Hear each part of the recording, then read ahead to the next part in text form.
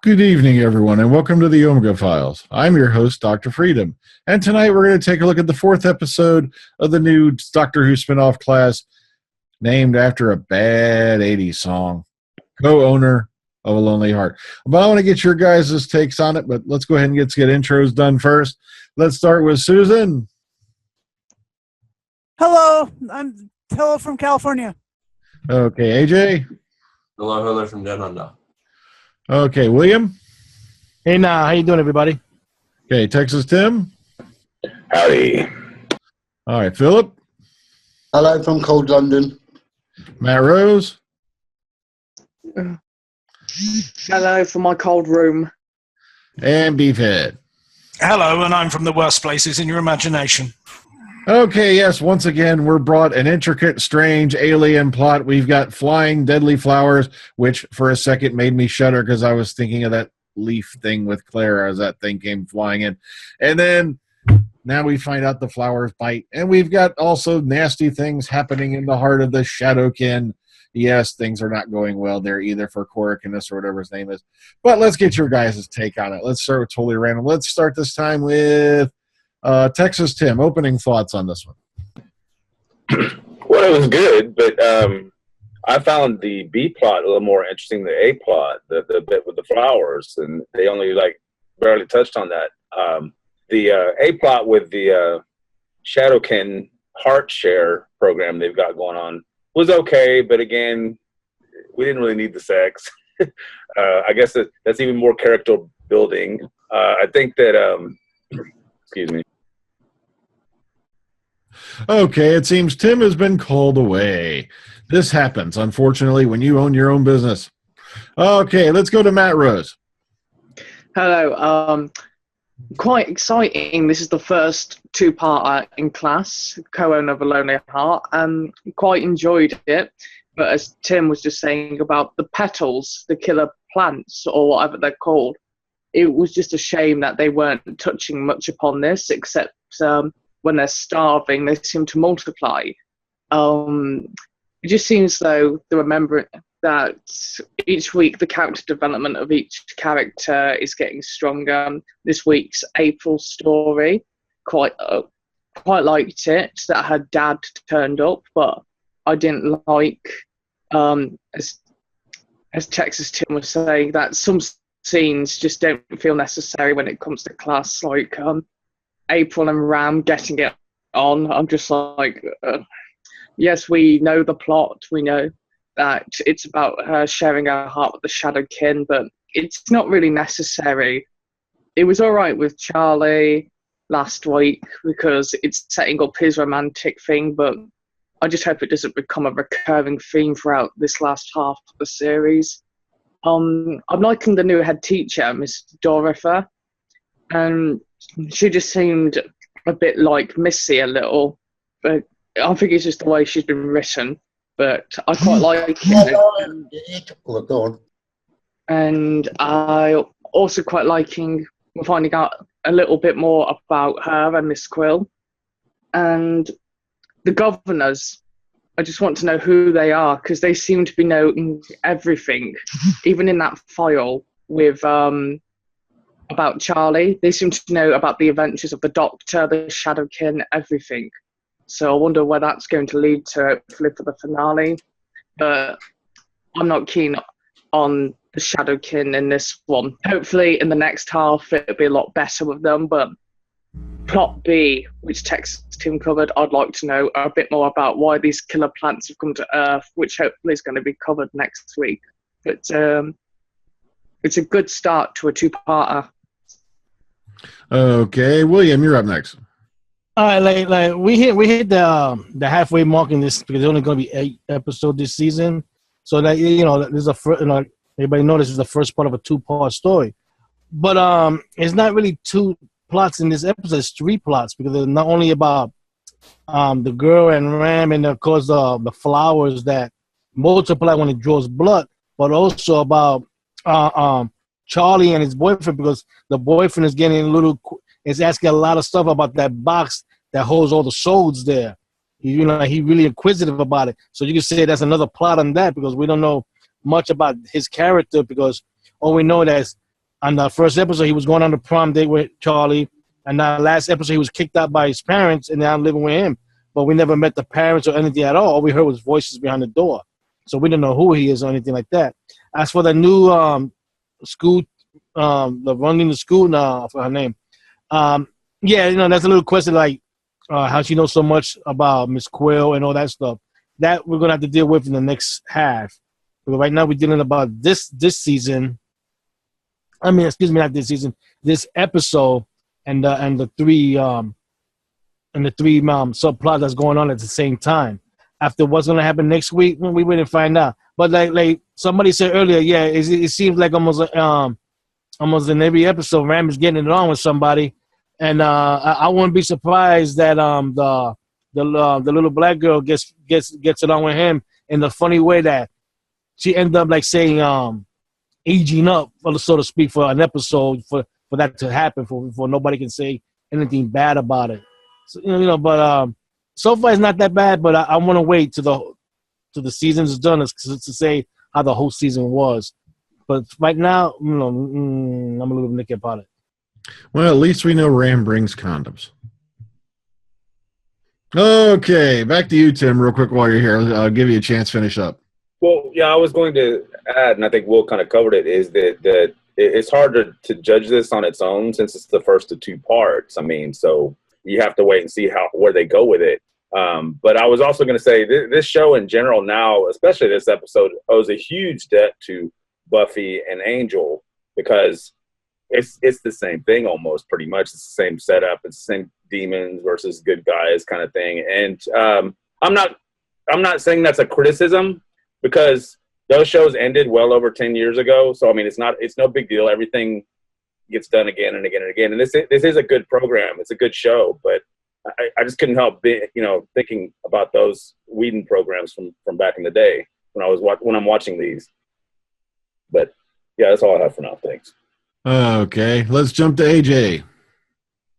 Yeah, the story with the flowers is a little bit confusing. I didn't mind the whole thing with April because I could see where it was going, where she was slowly starting to become more Shadowkin rather than human.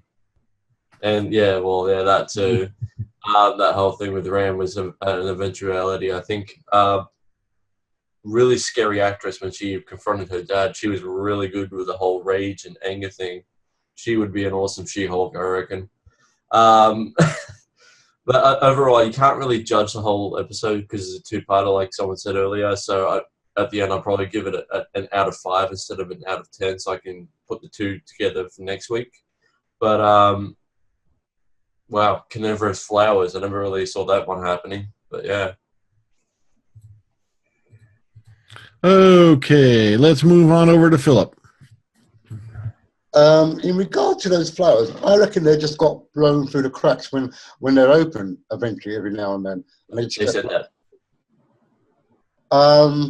Right, for the episode itself, do you know what? As Matthew says, that new head teacher, she does have a striking resemblance in character to Missy, which I found was quite in my face at the time, but not a bad thing. She's very good. I like her. I want to see I want to learn a lot more about her because there seems to be something behind her that needs to be put out. The sex scene with Ram and who was it? What's her name? Not April. Yeah, April. That's fine. Man. That's going to happen between two teenagers, but it wasn't that. It wasn't as graphic as we assume it would be. So that's fine for me. The situation with April's mum, with April giving her the power of walking again, that's something that needs to be. Is that what happened? It's hard to tell. Yeah, she's now able to walk. For whatever she done. We didn't see that. No, she's able to move her leg, but I don't know if she completely walks yet. I think she can. They just left it there for next week.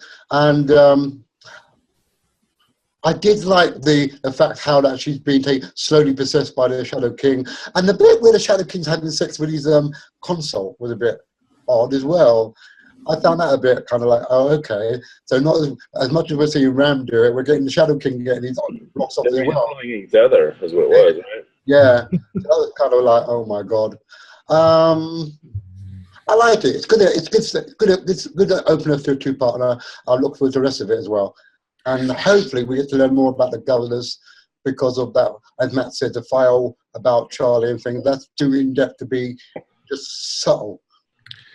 Yep, this episode brings a whole new meaning to look at the flowers. Okay. Beefhead, your turn. I'm going to be the dissenting voice. I watched this. I watched it once. I wasn't sure of it, and I had to really think about it and thinking, what is it about this episode that sort of has affected me in such a way? And then I went back, and then it sort of slowly dawned on me. I didn't like it. I would agree with Tim. The subplot, the B-plot, is the more interesting thing. I think it's about time they sort of give us what we want. We want more Quill. To be honest with you, I've got a little bit tired of the main bit because I was a bit bored with it. I want to see the same thing. I read the comments of the episode that we reviewed last week saying about how the sex scene's good because you have to have representation for LGBTQ. It's not necessarily a thing of that. You don't need to have the sex in this episode. You don't need to have the sex in that. If anything, you want to portray a realistic idea of a relationship. This is not it. This is a highly accelerated version just used for the idea of plot development. It's an unrealistic relationship in the same way as perhaps a relationship between Charlie and Matthias isn't. The one good thing that came out of this episode was you had a little bit more of making Matthias a rounder character, a more realistic and believable character. You could have had talking as opposed to sex scenes between all of this, and it just smacked of laziness. This reminded me of every single body swap movie I've seen, like father, like son, vice versa. So as soon as I would have rather have had a scene where, the king of the Shadow King goes into his rocky bathroom and April goes into her bathroom respectively, half asleep in the morning, look in the mirror, the Shadow King has got a pair of fleshy breasts and April has got a rock cock downstairs and they both scream at the same time. It was just that simplistic, to be honest with you. He ends up, so everyone else is getting it on. Let's let the aliens get it on because we have to have LGBTQ and A for alien sex. He literally found a partner on Craggy's list. It would have. They've found a way to find each other. It would take millions of years to travel. So, hey, let's go for originality. Let's call their boat Stony McStony Boat. It was really disposable and really crap for me. Get it on, bang a gong, yeah. You have the idea of all of a sudden that April has mastered these Shadow King powers to open cracks and travel through the great rifts of space and time. By the end of it, it's a little bit too much too soon. I would rather focus on Quill. Dorothea Ames as the new headmistress is great. Now, whether she's a robot or not, for the sake that she bleeds, I don't think she is a robot. I was hoping with the trailer that we got this week, we're going to have a darker, edgier aspect to it, and this was very disappointing for me. I prefer the B-plot. There's more interest, more intrigue. I like the school report where it's also, they know about UNIT as well. They refer to UNIT as in, so the governors have got eyes on everything. It needs to be more percentage of Quill, less percentage of the kids right now. They've had that point. We need to give us what we want.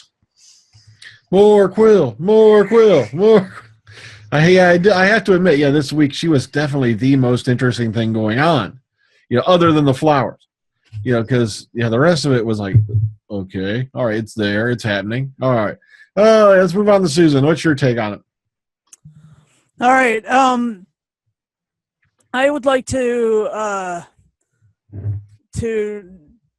kind of deny what Beef just said because I don't want more Quill. I just want her to be there until her character is torqued into freedom and into her own free will. And so that's important to me. That's otherwise I don't want her doing anything because it's not really fair. The other plot. Okay, first of all, the whole Shadowkin sex was like Klingon sex. It was like you slap the person, and then that's bringing it on. So, there was a harken back to Star Trek. The plants, the way they were multiplying, it was totally tribbles. It was tribbles all over again. These are going to be tribbles that bite. These little flowers are going to be tribbles that bite and do something amazing. Anyway, eat all the. I think these flowers are going to they consume. We see them consuming the squirrels. Hang on. Like that, they're going to do the same thing to the humans. Hang on, Will, please. Yeah, they're gonna do. Yeah. Anyway. Yeah. So there's a point to the flowers, and then there is also a point to the box. The box was really interesting because Mateus had his own. He was focused on that box. There wasn't any sort of return to the box as a possible. I mean, that could actually be something that will be another tipping point, another tilting towards the students having to band together and come up with some sort of creative solution to the using of the box as a weapon. These weapons that they have on the show are really interesting. There is the swords that come out of April's arms. There's the box. There's the flowers. There's the gun that Quill has. The weaponry that they're choosing to use to create a sort of a greater image of Earth is their own creativity, their own abilities. And I really liked how this episode brought all those weapons to the floor and started pointing the plot at the weapons. And so that's my beginning point right now. Okay, Greg Austin. What's the name of his character again? Off the top of my head, I can't remember. Charlie. Now here's my. Let me throw this one out. I'm gonna go ahead and open up the floor. Here's my big problem with the episode. Also, you've got Charlie, right? He's been on this planet how long, and he is sitting here telling this guy he's only known for this long. Oh yeah, he's my boyfriend. Yes. But he's telling him all the details to a freaking super weapon that could wipe out billions and billions of people, just like he's talking about the size of his Mr. Happy everyday talk. I'm like, are you kidding me? But isn't the point of his character though that he's stupid kind of? Plus, I like the way the episode made Quill more sympathetic, and you start to realize what a dick this guy is because exactly. To me, they use the young girl to tell him, hey, that wasn't cool what you did, telling her what she needed to do for you. I mean, about how he's blasé about I'll just make her do it. Yeah, she brings up slavery and stuff like that. So I thought that was a cool little thing. But isn't that the condition of their races and the bond that they share? That's a punishment.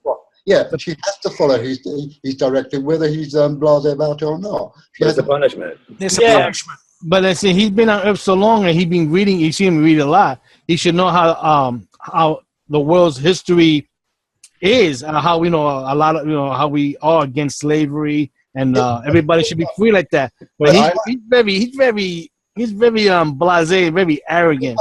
But yes, Will, you have to understand. He's an alien. He has alien cultures rather than. I'm not saying nothing about that, but I'm saying he's learning a lot of stuff about Earth's culture and history. He should have learned and read about the slavery that we had especially in our part of the world. Yeah, but that's like saying, what would you want? It's like saying. Yeah, he doesn't look at it in Earth terms though. He looks at like, this is my bitch, and I'm going to make her do what I want her to do, and that's what was offensive to the young girl. But she's like, that's not right. How can you say that?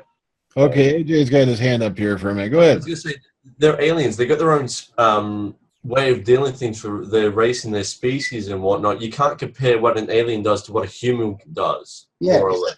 It's like taking a dog and watching a dog and saying, "Well, that dog just bit that other dog. Why? Why did they do that? Why?" I understand what you're saying, like because he's an alien, he's not learning like that. But the funny thing is, you notice because of the way his attitude is with Quill, that's probably the same attitude he has with his boyfriend. To him, he's just a snack. You know, because and then maybe in time, and then probably when he gets bored, he's gonna dump him and look for nothing. Yeah, he's just a diversion to him. Yeah. Right. There's also another interesting point that we didn't cover on the fact that the governess or the head mistress has told Quill, we have the power to remove that thing in your head so you can be your own person. Yes. That's an interesting thing, and I hope. Well, we saw a bit in the next week's episode that she's going to have that willpower of her own to be her own person. So, well, you know, the way I hope it does happen that Quill becomes her own person, because you know, I'm not saying anything bad about the actress and anything, but she's doing the character real good. But I bet you with that stupid little parasite out of her head, I bet you her character will go up more better. Okay, Susan's had her hand jumping up and down here for a minute. Go ahead. Okay, so that was the point of setting her free, and I hope that Torchwood is involved. I hope that one of the old Doctor Who standby organizations is involved with setting her free. I doubt it. I doubt it. Torchwood is better than K9 and Company. Yeah, Torchwood is. Sorry, I can say this honestly. In the file, so yeah, but Torchwood is deader than Captain Jack's virginity. Okay.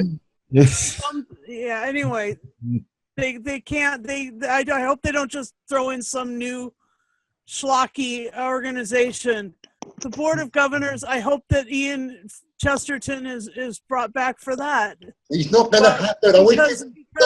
I don't see it happening. I gave up all hope tonight a long time. Whatever, you guys. I was saying my hope, and then I just wanted you, and I wanted to make the point of, you know, her freedom is coming, but at what cost? I mean, if this organization is going to set her free, all that's going to come at a price, you know? That's true. AJ's had his hand up again. Go ahead, AJ. I was just going to say the governors, I don't think they're Earth-based. They sound more like the Shadow Proclamation to me. Yeah. Something like that. Some sort of overseas alien. Going by this screenshot here, provided by Beefhead, I will add. Yeah, when you read this is clearly a whole lot of knowledge that's beyond planet Earth. Yeah. When you sit down and actually go through this text here, it's just, wait a minute. You know, how do they know he's from another planet? Blah, blah, blah. He's against the Shadowkin, blah, blah, blah. Andrea Quill, you know, blah, blah, blah. The terrorist, Rhodey and royalty. It's like, come on, this is obviously knowledge that's well beyond your regular happy government organization or government organization. So, are they happy? I was just going to say also the episode where they had the robot monitoring her. That's not a technology either. So obviously there's some sort of alien overseeing government of some sort.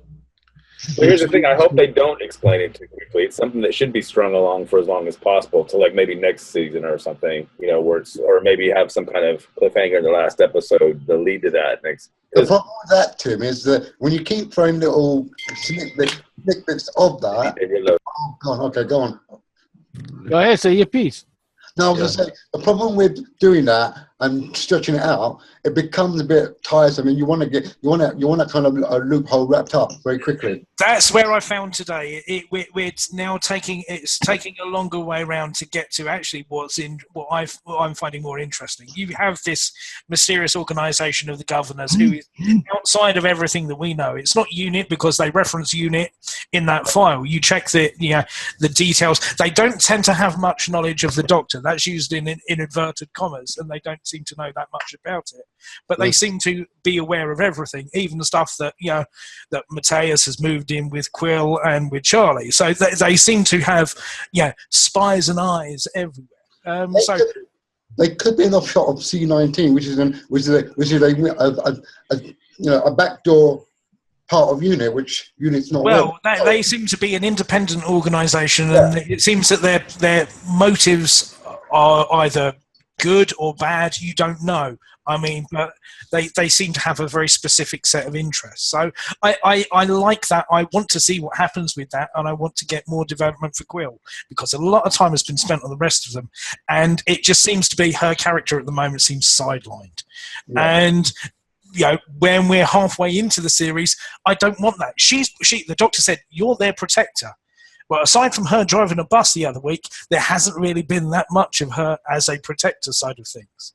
So she's getting a bit of short shrift at the moment, and there needs to either be more cohesion to the group, or they've got to sort of do something to start pulling back in, because I think this is the bit where you're going to get people dropping off because it's taken a long time to get to a point. I wouldn't say it was that bad. I think that I'm sorry. I would just say that it looks as if by the preview that you are going to get more of that next week, more of her. And in their time, it's only been about a week since the whole thing started. So it's slowly building into something. But I mean, you may be right. I mean, maybe people are not digging this particular episode. I don't know. It seems like you have to wait for the second half before you can actually judge it, I would think. Do you think it warrants? It's going to warrant a second season so far? We don't know that yet. Come on. Let's see the whole season before we jump up and down and go. Get excited. I would say that it's hard to tell because it's the first time the BBC has done something like this, where they've actually had a show just online on their BBC Three rather than, you know what I mean. This is a new format for them, so I don't know how they even gauge its success. No, because I was just thinking the way that it's structuring now, and Beef has said, that it's kind of slowing down a bit. Maybe they're leaving things till next season to carry on through the next season. That's why it's taking such a long time to get to places. Well, I think that this particular episode is the first half, so it's really hard to say that it is building to a second half, so it's really hard to say where the whole series as a whole is going. Yeah. Okay. Where you would think maybe that the Shadow King are going to be your big season bad, they're doing it midway through the season. That's why they're the only returning villain. Yeah. So, but I would think that they would build to something towards the end of the series to lead on to something else, and it won't be a Christmas special. It'll be another series next year, unless the BBC sees it as a waste of money or a flop. Then they might not. But it's hard to tell. I mean, because this is different. I mean, how do they gauge Netflix? I mean, how can they tell when something's successful? I know Luke Cage broke it for a day, but there you go. Yeah.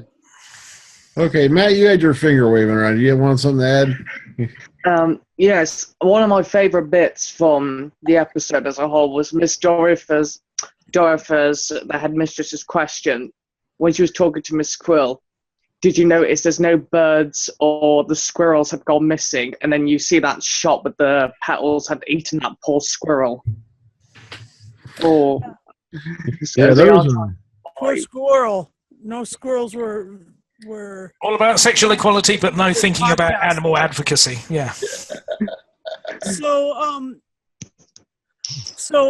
the thing that's really making this seem a little more edgy than Doctor Who is that is all the weaponry given to the kids. I mean, the kids actually have their finger on these massively powerful interdimensional weapons. It's freaking crazy. I would say this show has little or nothing to do with Doctor Who, other than it's the same network pretty much. Of course, he does a cameo in the first episode, but that's pretty much it. It is nothing like Doctor Who. Like I said, it's more akin to the Whedon universe than it is to anything ever Doctor Who has done. Although I must say that gate looked distinctly polystyrene when it exploded. Which one? The gate, when she went at the gate with the sword in the door, it was distinctly polystyrene that flew off. Yeah, you're right there. You're very right. Was the actor who played April's dad, was that Mike from The Young Ones? No. It looked like him a little bit. That's not Christopher Ryan, no. Oh. He's taller than Christopher Ryan. Yeah. and I hate to break it to you, Phil, but the lady who played, although we were perhaps wondering by the end of it whether, April's mum had magic legs. The actress who plays that actually is disabled, so I don't think we're going to be seeing her walking. Spoiler alert! In the next episode. Oh, you bastard! But anyway, yeah, she's not going to be jogging around. No. But then what did she do to her then? That was a shock moment. I didn't see that coming either. I was like, go ahead. I was going to say, my theory is that when she plunged her hand into her chest, she shared the strain with the Shadowkin. I think it's something to do with how she could self-heal herself or something like that, that she was trying to do that with her mother, I suppose. No, I think she's bringing it. If that was the case, why was her leg moving to the point where you thought, hang on, she's going to be able to walk? Because the way she, what did you do? What did you do? And you see her looking at her legs, and her leg moves a little bit, and you think, hang on, she's got a power of walking. It's bait in the water. That's what it is. Yeah, I saw it the same way as you did, Phil, but I wasn't sure though. And to be fair, that they did not clarify that at all. So if you assume that that's what it is, it's just an assumption. Okay, then there you go. Okay, I take that on board. But I'll spoil it for you.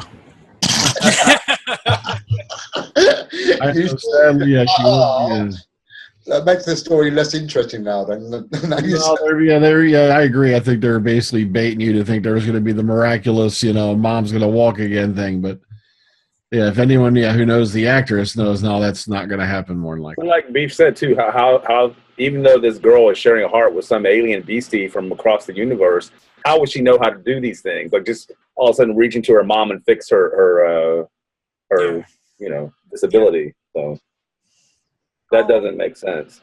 Doesn't make sense that she pulled out a sword and opened the rift and jumped in it.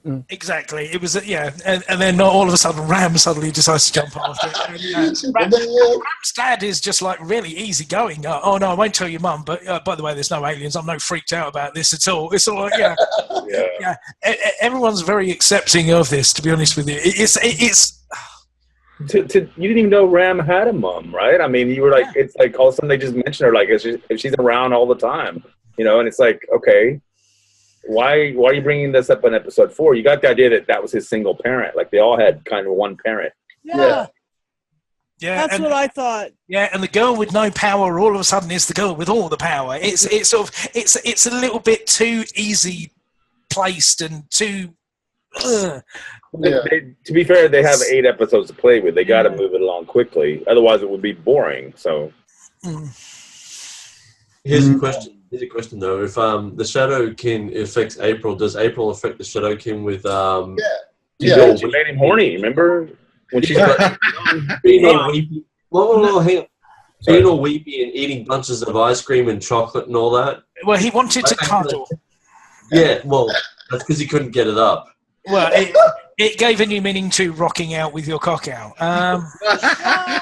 No, but that was actually a bit clever because she started influencing him from her side with what she was doing. Before that, it was the other way around. And so, in a way, that's the signpost that she's just as strong as he is in a way, because that's where you get to the end of the story. Where my problems too were some of the way it was either edited or put together, because it seems like Ram leaves the house, leaves April and her mom, which is he should have by that time.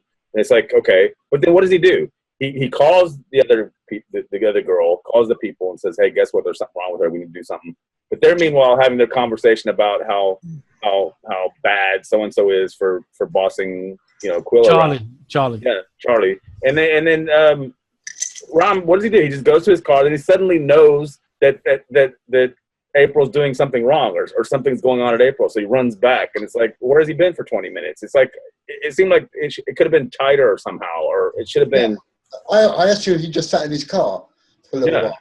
And then obviously he heard the boom of the polystyrene doors and then thought, okay, let's go back and see what's going on. But I do like the way he gets straight on the phone to a 14-year-old girl and said, "Oh, April's in trouble. Oh, and by the way, we had sex." Because, no, he didn't say that. She goes back and says to her mates, "I think they might have had sex." No, she heard that.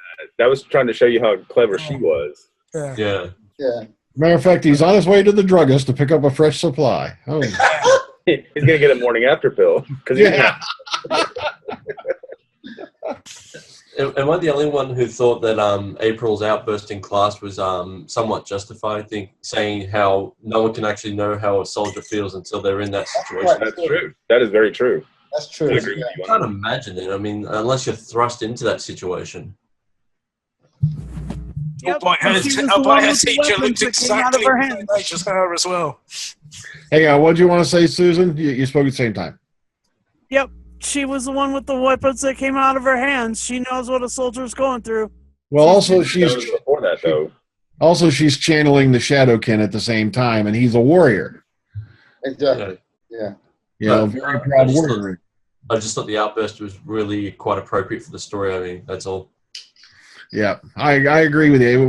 Most of it was appropriate until you started getting a little pissed towards the end. But it is a very good, thing to raise. You don't know what it's like unless you've been in that situation. Exactly. Yeah.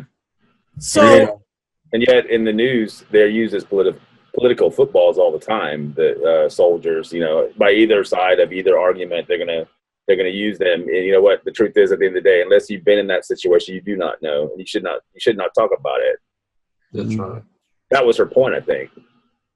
so Mrs. Quill or Miss Quill or whatever, Ms. Quill, saying "I am war" was like sort of setting the tone and the structure of what this is going to be like. This is going to be like little battles in a bigger war. And What do you sadly, we found out her first Earth name is actually Andrea. Yeah. Yeah. For The Walking Dead. Okay, go ahead, Philip. I'm sorry. I was to say for Sue that she's a warrior anyway, so she's always going to emulate her warrior side of her race, because they fought Charlie's side against Charlie's people, so she's always been in war. She knows it. And she's a warrior that's in an impossible job because she can't do anything unless her keeper is threatened. So and that's what they pointed out last episode. Like, she couldn't wait till somebody was threatening the kid until then she could actually finally act. That's a cool kind of side plot, Which will be ruined by next week when the headmistress. Hopefully, I mean, because to be fair, they did really switch your sympathies this week to her rather than him. Yeah. Yeah. All right, go ahead, AJ. I was just gonna say, the harken back to Buffy and all that. Does it? The thing in Quill's brain remind you of the thing in Spike's brain where he had the chip put into his brain? He couldn't hurt. That's what I mean. This whole thing owes a huge debt to the whole Buffy, Angel, Whedon universe thing. But to be fair, those have been gone for years, so it's okay to play with those toys now. I agree, but what I'm saying is, I reckon next week's going to be a cop out where she thinks that she's got it removed from her brain, and it turns out it's not. I got a feeling because they did that with. If you saw that clip where one of her eyes had gone wonky, shades of Walking Dead again, then you'll know that something did happen. And if you saw the scene for next week, you see her attack Charlie. So Well, she kind of talked back to him. I wouldn't say she attacked him, did she? She slapped him. She slapped him, yeah. She smacked the shit out of him, yeah. Sometimes people need that. Listen here, punk. Okay, so overall, we've got dissenting views, which is awesome because I like differing opinions. It makes things a little bit more interesting. I have to agree kind of with Beef. There was some parts of this that were, just seemed a bit unnecessary, but I'm not going to, it wasn't a horrific episode. We're not talking Love and Monsters bad, but, it's not Forest to the Shite bad, but it was a good episode. There was, but at the same time, they really did rush a lot of things. It's like 1 second April and Ram are holding hands, and next thing you know, they're doing the wild thing while Mom's watching. I said, I had Gina going because I said, the only thing that could have made that scene creepier is if you suddenly heard Mom go, "Is there room for one more?" Man, it would have got really creepy, but okay. The thing is, they do have to kind of fast forward a bit because they only have 8 episodes to play with, and you have to have development between episodes, even though, like I said, in their time, it's probably just been about a week since the show started. So, I mean, in their real lives or whatever. So it's not necessary to do it that way. I must admit, Ram had moved on very quickly from Exactly. Well, he says it's been a month since it disappeared, but it just seems to be in every aspect. And this is not me siding with one state or another. The alien, the homosexual relationship, the heterosexual relationship. It's just sex is a really it's too much of an easy go-to to advance a plot. To be honest, would that not then be just trying to draw in the sub-teens, pre-teens, whatever you want to call it? Because that's who the show is really aimed at. Yeah, because we had the G-rated nudity with almost a chance of side boob there, and it's like, come on. Like, if that's what you're going to watch a show for, then you watch it. Yeah. You might as well get a Pornhub. you might as well just get the Mr. Skin version, you know. Or True Blood. The point is that this is aimed at a I would say slightly younger than anyone here's audience, except for Matt. So, yeah, like I say, yeah. At least it was safe. Yeah. well, I think he was lying about the condoms. Yeah. I don't think so. I think prophylactics. I'd have died laughing if, the scene went, well, what's his name? Ram? Like, you've got to be kidding me. Right. And with the Shadow King, red hot magma can be very dangerous as well. So.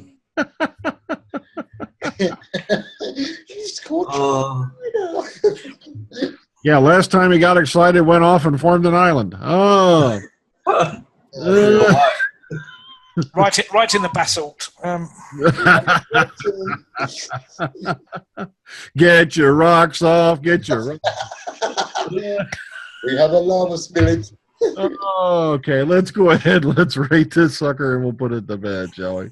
Okay, let's start off with... Let's start with Philip. I'm going to give this a generous 8.5 out of 10 because there were bits that, just didn't really carry it on very well. But overall, I liked it. I thought it was a good episode, but an 8.5 out of 10 for me, really. Okay, AJ.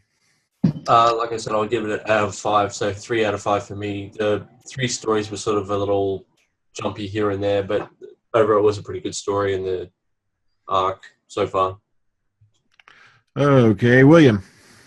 I'm going to give it a 6.5.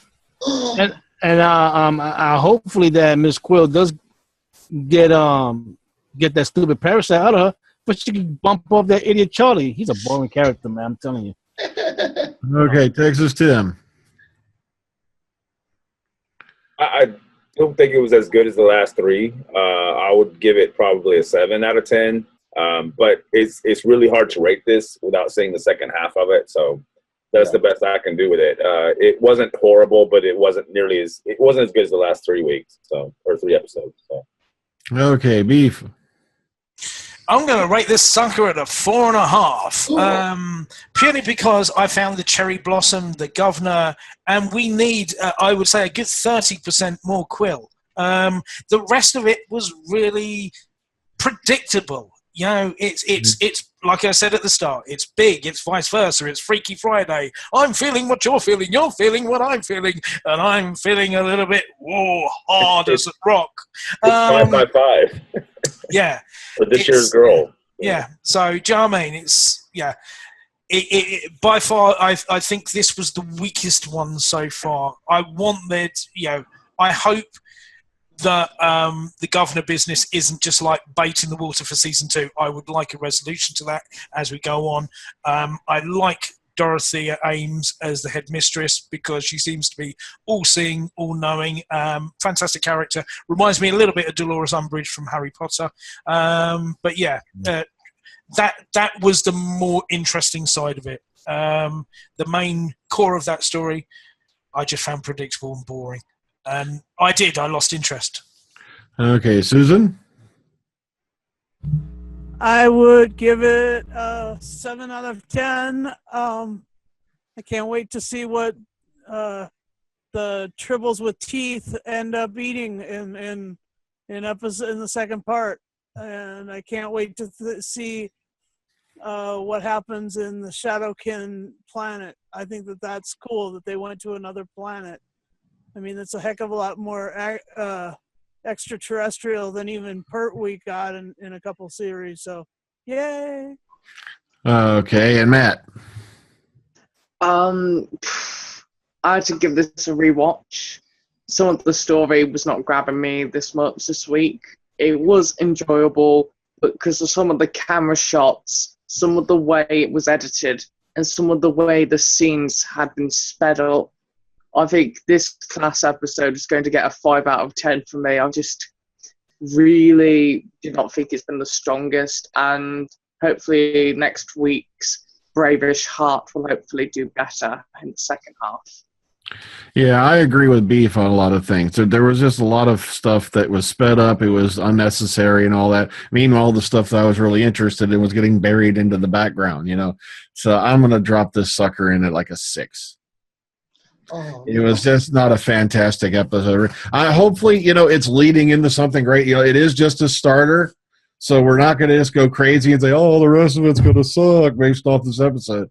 Because this is just leading into something else. Maybe it'll get resolved, and maybe there'll be a bit more going on next week that this was leading up to. So, you know, you never know, but I can't give it higher than a 6. It just didn't catch me this time. oh man. Well, it's hard to say, Philip, because you know what? Maybe later you watch them back to back, it might up this one's score a little bit. You know what I mean? But it is it's the first half of a 2-parter, so it's really hard to like. I didn't expect a 2-part, to be honest. I didn't expect that to happen. I forgot all about it till about it was looking like it was only like 5 minutes. I said, "Oh yeah, that's right. This is a 2-parter because they're not in it. They're not finishing anything here." So. Okay, well, join us next week as we take a look at episode 5. And this will be the second part of this particular series. And it's looking like what's going to happen is we're going to finish up with class, and then hopefully, you know, depending on where that week lands, the week after we're done with class, we're going to come back and we're going to have a little talk about Power of the Daleks. Mm. Because that is a incredibly phenomenal event that here we are 50 years on from the beginning of the Troughton era, and we're finally getting his regeneration episode out there in some format one way or another. Sure, it's not the original film, but come on, from what I've seen of the clips, it looks spectacular in animation, and I'm really looking forward to sitting down and watching it. So until then, everybody, take care. Ta-ta. Enjoy the rest of your week. And remember, eat lots of fiber. You see. Yeah. Remember to check your boulders for lumps. We know Ram has. Right, Oh, God.